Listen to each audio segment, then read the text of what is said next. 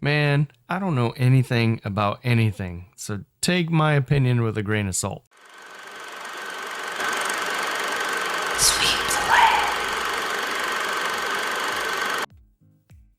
Hey everyone, Joe here. Just wanted to do a fun little video about the 5 things I wish I knew when I started scale modeling, and a bonus YouTube as well. Been doing this for 8 years. I started building about 8 years ago. Then, and I should say, I should caveat that with saying, started building 8 years ago. I built a little bit as a kid, but not very much. So really 8 years ago, started the YouTube channel about 8 years ago as well. And so now I figured, hey, it's okay if I make a video of things I wish I knew, kind of how to, stuff like that. I never wanted to do that before because I hadn't been doing it very long. So now I think, hey, it's probably okay. This video is really for anyone that was like me and entered the hobby just recently or thinking about it, and some things to avoid, some pitfalls to avoid, etc. Number 5, I wish I knew about different types of paint and how they react with each other. This one I kind of learned the hard way. What do you mean by know your paints? So I started building car models, and I occasionally still do one if I can actually finish it.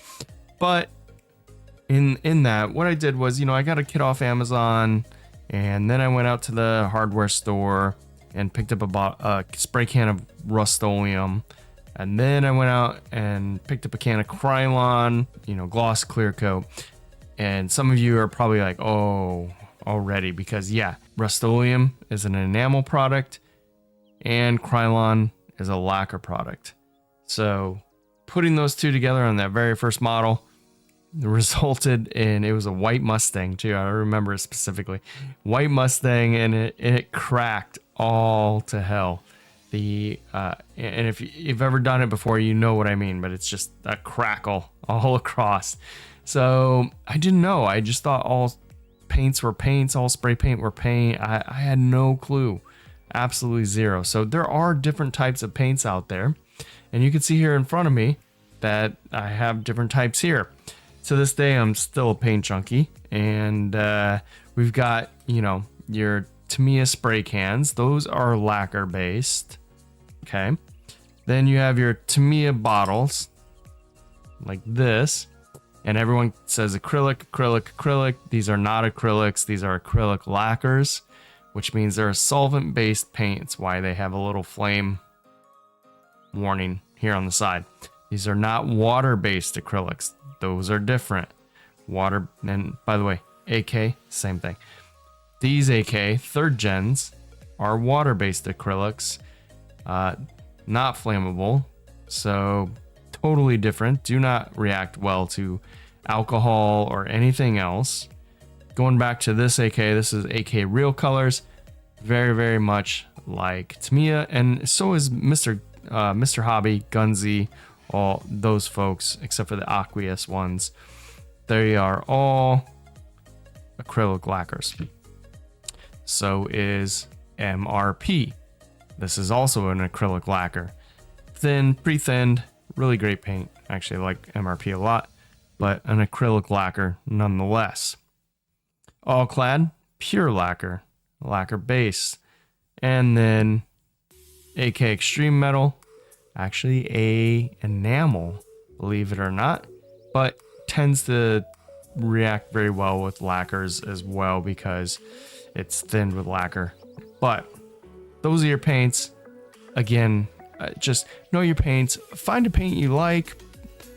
Always explore, but I would say, establish your base. If you really like a certain paint, like Mission Models, I cannot paint with to save my life. I don't know what it is, and each one of these I have a different paint style because you have to adjust the paint to your style and your style to the type of paint you like. I still have a tough time spraying water-based acrylics. I'm trying my best, and I want to try and move to them, but my go-tos are the acrylic lacquers and or lacquers. But again, know your paints.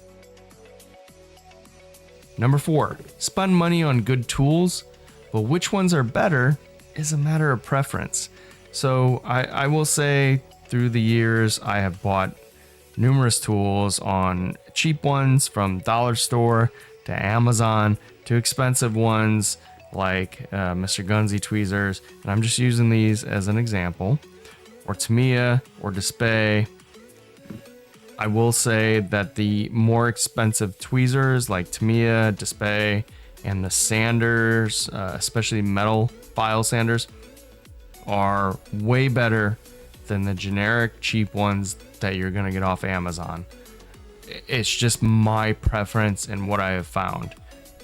They feel like they grip better, they hold better, there's more precision, and all of those good things. Now there's some things that model companies like AK, Tamiya, Display try to sell, Mr. Gunzy try to sell that are not worth the money. One, right off the top of my head, the Mr. Gunzy paint holder, the sticks, those are cat scratching pads. So go out to Amazon, buy some cat scratching pads.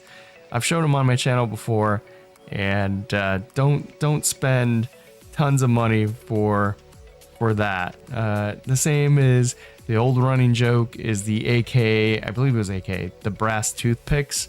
You don't need to buy the AK brass toothpicks. They're 20 bucks. If you go to Amazon, you can actually get metal toothpicks on Amazon for like $3 and get a ton of them if you don't want to be wasteful. Or you can do the normal toothpick thing and get a ton of toothpicks. So again, know your tools, which ones you want. It's definitely better for the most part to spend money on the good tools, the good paint, etc. But again, it's a preference. And it's also living within your means, right? If you don't have a big budget, then just do whatever makes you happy to build your model. So a lot of the tools you don't need. Number 3, ScaleMates and YouTube are your best friend when it comes to kits and if they're gonna be good or not. Tons of reviews. The inbox ones, not so great.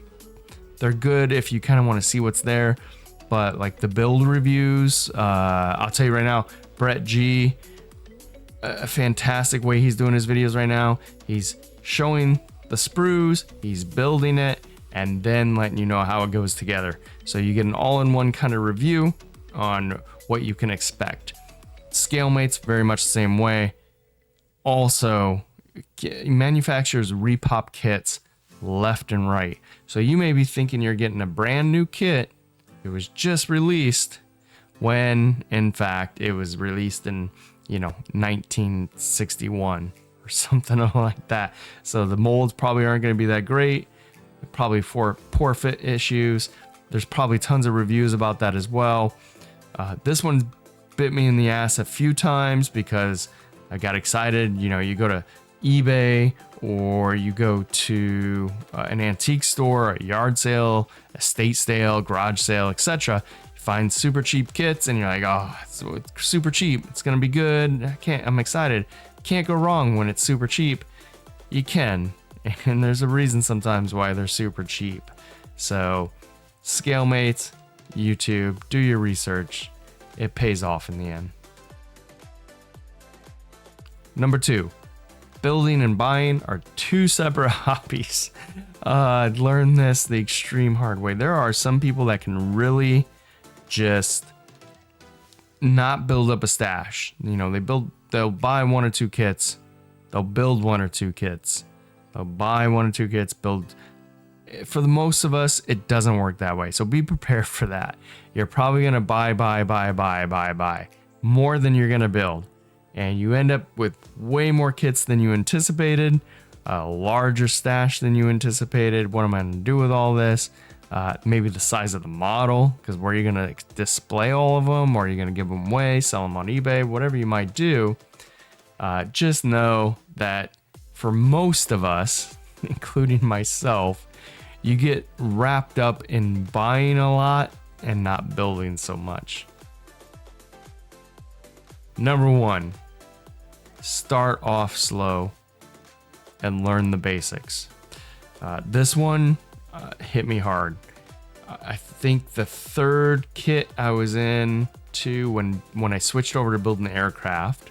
Like I said, I started off building cars, switched over to building aircraft, and about the third kit in, I decided to do a buddy build with a good friend, Jeff and Dan, and we did a B-17. And I went out and I bought every single photo etch piece there was for the Revell 148 scale B-17, some resin parts. I was, super excited and ready to go. And I bought everything for it. The problem was I had no idea how to use PE. I had never done it before. I had no idea how to use resin parts, never used them before. I didn't know you had to shave stuff off to put the PE on or replace plastic parts. I wasn't comfortable with cutting plastic yet because I had just started. So it became so frustrating. I scrapped the whole build. I never ever finished it. And to this day, I still hate PE. And I think it was because of that experience. So a little PE trauma on there. And again, like I said, it's the same with 3D printed parts now and resin pieces. There's ultra cool stuff. Lots of 3D printed stuff. Don't go running out buying all that for one model until you learn how to use it. So learn how to build basics first. Get everything a nice clean build. Clean up your parts. Paint. Weathering. Whatever you may do. And then incorporate all the PE aftermarket parts, etc., etc. Finally, my YouTube bonus is what I wish I knew before I started YouTube. I think if you want to start a YouTube channel for scale modeling, it's a wonderful thing. It's great. It really is. But just like rule number 1, this also applies to YouTube as well. Take it slow. You're not going to be a millionaire making model videos on YouTube. You're not even going to be that famous. Trust me. There are some really cool, very famous model builders on YouTube, but they are in the model building hobby or model building community. Night Shift, Plasmo, bunch of other guys, right? They are within this bubble, but they're not, worldwide famous. They're not influencers, etc. So you're not going to make a ton of money. And even then, those guys are amazing. Kind of like NFL players, right? There's a very limited amount of NFL players. A lot of us played football. I know I was one of them, played in college. But to get to the NFL and actually do well in the NFL is a very, very, very small number. So just keep that in mind. You may not have, a million subs out the gate. You may not have 1,000 subs out the gate. I don't even have 1,000 subs. Just keep that in mind. This is meant to be fun, share. Well, that's how I do it. It's meant to be fun for me to share things and interact with people, etc. Just one thing I would say is be true to who you are. A lot of times when you're making videos, people change their style, they change their videos because they want more likes, they want more views to get that money, to get this, then that. But do you, I guess, right? Build in your style, be your own personality, make it super detailed if you want. Maybe it's not super detailed, maybe it's out of the box. That's great. Maybe you're doing tutorials, or maybe you're making stupid list videos like this one. Either way, do what you want to do. Just have fun with it, because if you try to think about the analytics and everything else, you're going to drive yourself crazy. All right, everyone. So those are that's my big list, my top 5 things I wish I would have known when I started the hobby, and a bonus one of when I started YouTube. Hope you enjoyed this video. It was fun to make. I'm in the new hobby room, so I'm getting used to everything and trying to get dialed in and start a new kit. I should have some videos up soon. Should be getting back on the MiG series soon and having fun with that. But until next time, I hope you're doing well. I hope you're staying safe. Take care.